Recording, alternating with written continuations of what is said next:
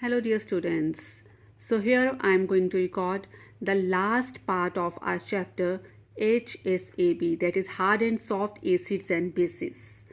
So let's start with this term symbiosis. Symbiosis means soft ligands have a tendency to combine with metal ions already having soft ligands, and hard ligands they prefer to combine with the metal ion already having hard ligands. So this is called symbiosis.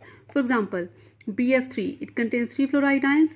So here if ion is combined here F negative, it automatically form BF4 negative because it is hard. BH3 plus H negative, it is soft, it form BH4 negative. So it is due to this symbiosis that the symmetrical compounds they are preferred over the non-symmetrical ones. For example, BF3H negative plus BH3F negative. You know, this is hard, this is soft, this is soft, this is hard. And because hard, soft interactions are more stable, so symbiosis is same. So that means the exchange of the ligands will occur, resulting in the formation of the symmetrical compounds. The applications of the symbiosis, they are very similar to that we have already discussed in case of HSAB principle.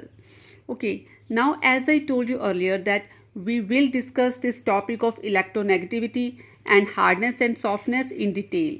Now electronegativity, it is the one of the important atomic property for classifying hard and soft acids and bases. You have learned that what is electronegativity? It means the power of an atom in a molecule to attract electrons toward itself.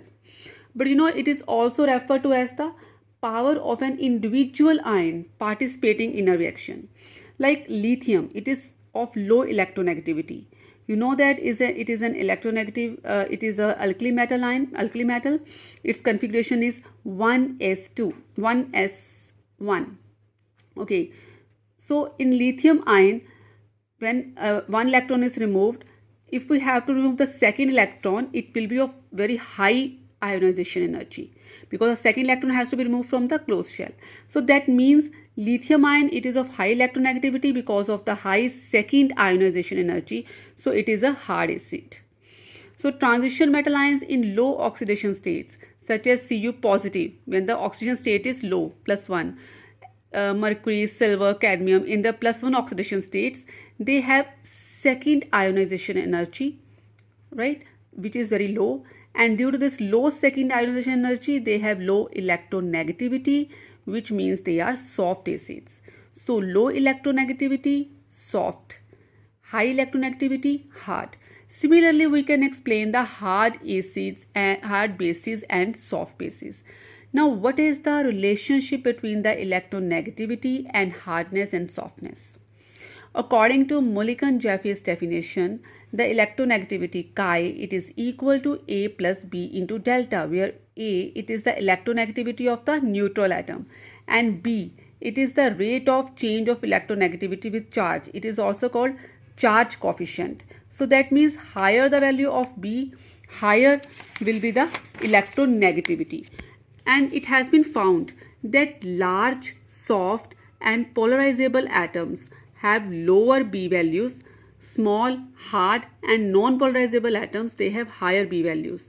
So which have higher B values, obviously they are hard. So fluorine has a very high value of B. That is why it is hard anion. CF3 is harder than CH3 because of its higher B values. Similarly, NF2 is higher than NH2 because of its higher B value.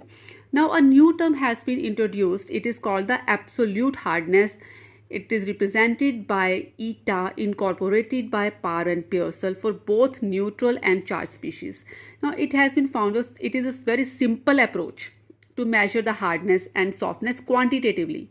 So absolute hardness, it is correlated with Mulliken-Jeffries electronegativity, and it is then called the absolute electronegativity. It is related at eta, it is equal to I minus A upon 2, where I is the ionization energy, A is the electron affinity. Now the absolute electronegativity, it is related to hardness as I plus A upon 2. Okay, now let's explain this. Hardness of acid A and base B, it is given as eta B is equal to eta species B positive equal to 1 by 2 ionization energy of B positive and electron affinity of B positive. Similarly, we can for A, we can write species A Here it is ionization energy of A and electron affinity of A. Now you are noting here that I have used the term B positive for the base, and acid A is represented as such. A means it is neutral. Now how we can explain this? For this, let us take this example. This is a simple reaction, A plus B, and forming a bond AB. Hardness of B means ionization from delta positive to 1 plus delta positive, and hardness of A means ionization from delta negative to 1 minus delta negative. Now let shift of charge delta, it is equal to 0.5. So put the value here. So that means charge on B is 1 plus delta means 1 plus 0.5, it is 1.50. For A it is 1 plus minus 0.5, it is equal to 0.5. So that means charge on B changes from 0.5 to 1.5 with an average of 1 by 2, 0.5 plus 1.5 equal to 1. So charge on A, it is from minus 0.5 to plus 0.5, it is equal to 0. That is why for B there is a charge of 1. So we write it B positive. And for A the charge is 0. So it is written as A only. So what we conclude from this, so this concept has been applied to number of Lewis acids and bases, and hardness parameters it has been calculated. So it is found that the absolute hardness values are satisfactorily comparing with known chemical behavior.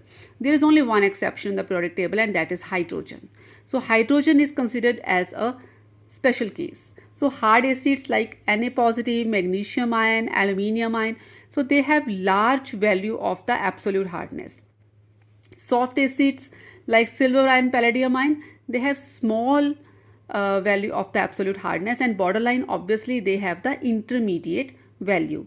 So hardness, the another thing, it increases with increase in the oxidation state due to increase in the absolute hardness of A. Because like Fe 0, here it is charge is 0, plus 2, plus 3. So that means as we move from Fe 0 to Fe 3, the hardness it increases. However, there are some discrepancies in this trend also. But in most of the cases, this is a very acceptable concept. So with this, we have finished with our chapter of hard, soft and acid base. So all the best students, read it carefully, listen it carefully, and then I am sending you an assignment also. So all the best. Thank you.